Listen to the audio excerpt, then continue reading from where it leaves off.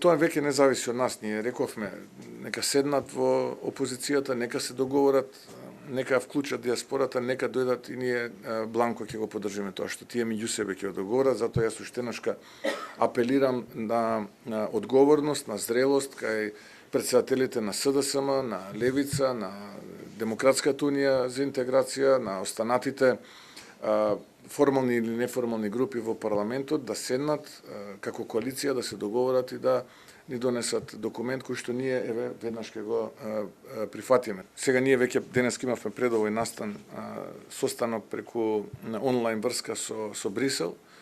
со господинот Копман, разговараме веќе за оние закони и оние реформски чекори кои што се во грејс период до декември оваа година и кои што се во